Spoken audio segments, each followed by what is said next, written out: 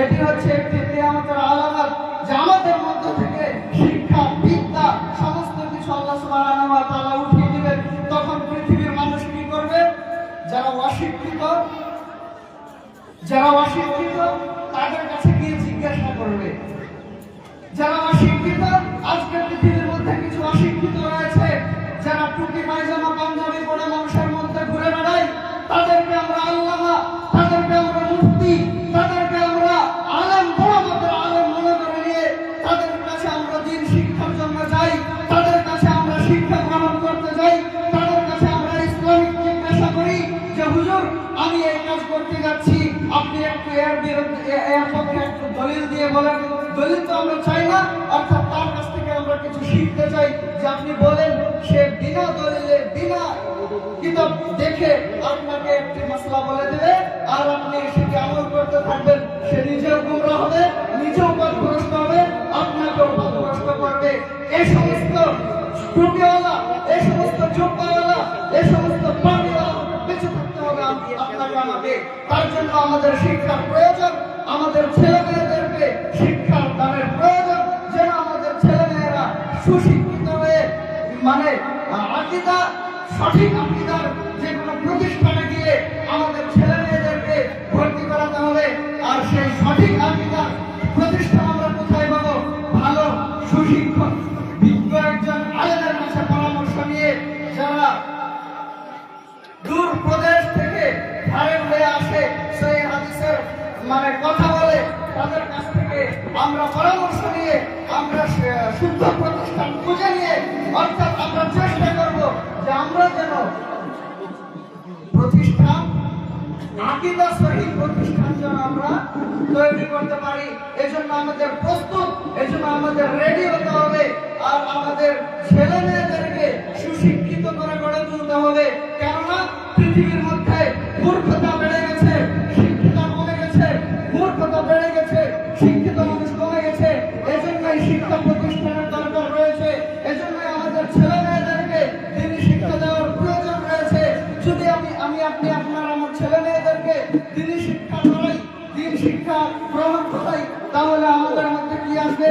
আমারও সেই দিন, যে দিন রাসূলের জামানাতে ছিল, যে দিন সাহাবাদের জামানাতে ছিল, যে দিন তাবিঈনের জামানাতে ছিল, যে দিন মুহাদ্দিসের জামানাতে ছিল, যে দিনে ইমাম বুখারী রাহিমাহুল্লাহ পয়দা হয়েছেন, যে দিনে ইমাম আহমদ ইবনে হাম্বলের মতো একজন ইমাম পয়দা হয়েছেন, যে দিনে ইমাম মালিকের মতো একজন ইমাম পয়দা হয়েছেন, যে দিনে ইমাম মুসলিম রাহিমাহুল্লাহর মতো ইমাম পয়দা হয়েছেন, যে দিনে ইমাম শাফিঈ রাহিমাহুল্লাহর মতো একজন ইমাম পয়দা হয়েছেন, সেই দিন আবারও ফিরে আসবে যদি আমরা প্রচেষ্টা করে থাকি এবং বিভিন্ন ধরনের সহায় সহযোগিতা আমাদের অর্থ দিয়ে, আমাদের জীবন দিয়ে, আমাদের শরীর দিয়ে, আমাদের ছেলে মেয়েদেরকে যদি আমরা এই শিক্ষা প্রতিষ্ঠানকে আঁকড়ে ধরে মজবুত করে রাখতে পারি, শিক্ষকের বেতন দিয়ে বিভিন্ন ধরনের বিভিন্ন নলেজের শিক্ষক নিয়ে এসে যদি আমরা এই প্রতিষ্ঠানকে যদি আমরা সুন্দরভাবে শিরক মুক্ত,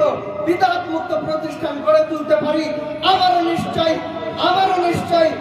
হযরত ফাতিমা রাদিয়াল্লাহু তাআলা আনহার মতো, আবারও নিশ্চয় হযরত আয়েশা রাদিয়াল্লাহু তাআলা আনহার মতো, আমার আপনার মা শেহজাদি, আমার আপনার বেটি, আমার আপনার বোন সেই ফাতিমা, সেই আয়েশা রাদিয়াল্লাহু তাআলা আনহার মতো শেহজাদি হয়ে উঠবে ইনশাআল্লাহ। আজ আমাদের এই ইউনিভার্সিটি, আজ আমাদের কলেজ, আজ আমাদের মিশন মেয়েদেরকে যারা বেপরদা হয়ে চলে তাদের দিয়ে ভর্তি। আর এর জন্য কারা দায়ী? আমরা পিতারা দায়ী, আমরা ভাইরা দায়ী। কেন?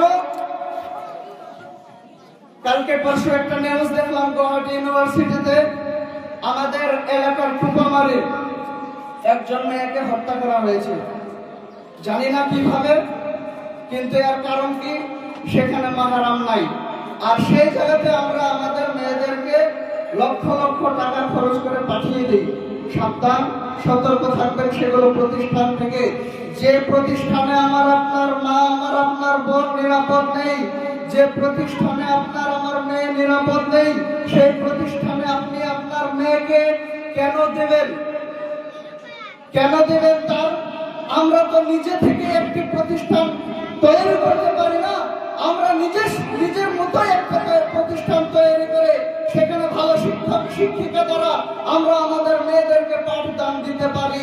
আজকে আমরা ব্যর্থ হয়ে গেছি, কারণ আমরা মাদ্রাসাকে মনে করে নিয়েছি ভিক্ষার ঘর, আমরা মাদ্রাসাকে মনে করে নিয়েছি ভিক্ষার জায়গা, আমরা মাদ্রাসাকে মনে করে নিয়েছি সব থেকে মানে কমতর ভাবে আমরা এটাকে, যে এর মতো নিচা জায়গা আর কোথাও নেই। তার জন্য আমাদের ইসলামিক শিক্ষা এত পিছিয়ে রয়েছে। সম্মানিত উপস্থিতি, আপনাকে আমি কি দিয়ে বুঝাই ইসলামিক শিক্ষা কত গুরুত্বপূর্ণ। রাসূলুল্লাহ সাল্লাল্লাহু আলাইহি ওয়াসাল্লাম বলেছেন যে তিনটি জিনিস, রাসূলুল্লাহ সাল্লাল্লাহু আলাইহি ওয়াসাল্লাম বলেছেন কবরের মধ্যে কেউ যদি মৃত্যুবরণ করে তাহলে তার তিনটি জিনিস তার সাথে যাবে। অর্থাৎ এক নাম্বার হচ্ছে যে শিক্ষা গ্রহণ করেছে আর সেই শিক্ষা অন্যকে বিলিয়ে দিয়েছে।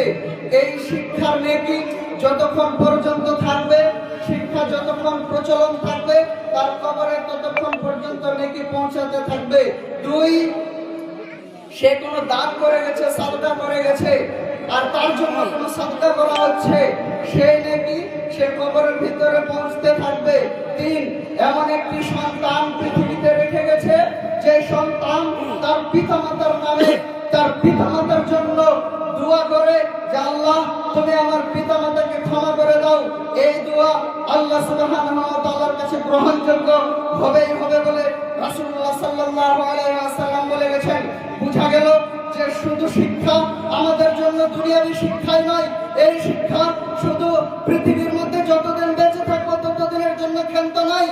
এই শিক্ষা সেই শিক্ষা, যে শিক্ষা আমার আপনার পৃথিবীর কল্যাণের জন্য হবে। এই শিক্ষা সেই শিক্ষা, যে শিক্ষা আমার আপনার জন্য আখিরাতের কল্যাণ হবে। এই শিক্ষা সেই শিক্ষা, যে শিক্ষা আমার আপনার কবরের মধ্যে নাজাতের জারিয়া হবে। সুবহানাল্লাহ। তাহলে বুঝা গেল আমাদের মধ্যে শিক্ষার গুরুত্ব কি, তাহলে বুঝা গেল আমাদের মধ্যে শিক্ষার গুরুত্ব কতটুকু। সম্মানিত উপস্থিতি, এই শিক্ষা গ্রহণ করানোর জন্য আমাদের এগিয়ে আসতে হবে। আমরা মাও দিয়ে হোক, আমাদের শরীর পরিশ্রম দিয়ে হোক, আমরা কোনো বুদ্ধি দিয়ে হোক, আমরা কোনো আমাদের ছেলে মেয়েদেরকে প্রতিষ্ঠানে ভর্তি করে হোক, বেশি বেশি আশা করবেন সর্বপ্রথম আপনি কোরআনের শিক্ষা দেওয়ার চেষ্টা করবেন। কেননা আপনার সন্তান যদি কোরআনের শিক্ষা শিক্ষিত হতে পারে, তাহলে যদি আপনার সন্তান ডাক্তার হয়, ইনসাফের সাথে ডাক্তারি করবে। আপনার সন্তান যদি ব্যারিস্টার, আপনার ছেলে সন্তান যদি অ্যাডভোকেট হয়, আপনার ছেলে যদি জজ ব্যারিস্টার হয়, তাহলে ন্যায় ইনসাফের সাথে সেখানে বিচার করবে। অর্থাৎ আপনার ছেলে ন্যায় ক্যাসের দিকে লড়বে, আপনার ছেলে ন্যায় ক্যাস লড়বে এবং যেটি অন্যায় তার বিরোধিতা সব সময় করবে। আপনার ছেলে ডাক্তার হবে, আপনার ছেলে অপারেশন থিয়েটারে গিয়ে বলবে, আল্লাহর নাম নিয়ে শুরু করছি, দোয়া করবে যে আল্লাহ যেন তুমি এই বিমারিকে তুমি যেন জলদি শিফা করো, আমার হাত দিয়ে যেন আল্লাহ তুমি তাকে শিফা দান করো। এরকম ভাবে আপনার ছেলের মধ্যে যদি ইসলামিক শিক্ষা থাকে, তাহলে আপনার ছেলে এইভাবে প্রচলন করবে। আর আজকে আমরা ইসলামিক শিক্ষাকে মূল্যায়ন করতে জানি না, আমরা দুনিয়ার শিক্ষাকে প্রাধান্য দিয়েছি। প্রাধান্য দিবেন কখন? যখন আপনার ছেলে মেয়ে পরিপূর্ণভাবে ইসলামিক শিক্ষা শিক্ষিত হতে পারবে তখন। তো সময় লম্বা করি না, আমার কাছে একটি দাবি, আপনাদের কাছে আমার একটি দাবি যে আপনারা এই প্রতিষ্ঠানকে কিভাবে গড়ে তুলে আমাদের মেয়েদেরকে ভালোভাবে পড়ানোর জন্য আমরা যেন তাকে সুশিক্ষিতা করে গড়ে তুলতে পারি, কেন তার ভবিষ্যৎ রয়েছে। যেমন আমি আপনাদেরকে একটি উদাহরণ দেই, মনে কিছু কষ্ট নেবেন না। আমাদের মধ্যে 100-র মধ্যে আমরা 90% মানুষ অশিক্ষিত আছি। কেন? আমাদের মা অশিক্ষিত ছিলেন, আমাদের বাবা অশিক্ষিত ছিলেন, আমাদের দাদু অশিক্ষিত ছিলেন। তার জন্য আমরা আজকে সুশিক্ষায় শিক্ষিত হতে পারিনি। কেননা আমাদেরকে সকালে উঠে আমাদের বাবা বলেছে হাল নিয়ে যা, আমরা তাই গেছি। আমাদের সকালে উঠে ঘুম থেকে উঠে আমাদের বাবা বলেছে যে আমার জন্য খানা নিয়ে আসবি, আমরা তাই গিয়েছি। তার জন্য আমরা ভালো ভালো প্রতিষ্ঠানে পড়ে আমরা সুশিক্ষিত হতে পারিনি। আজকে থেকে আমরা এটি শপথ করে নেব যে আজকে থেকে আমরা আপনার ছেলে মেয়েদেরকে কোনোদিন আমরা মূর্খ হতে দেব না, কোনোদিন অশিক্ষিত হতে দেব না। আমরা যেন সব সময় ইসলামিক শিক্ষা, তার সাথে অন্য দুনিয়াবী শিক্ষা যেন আমরা শিক্ষা দিতে পারি।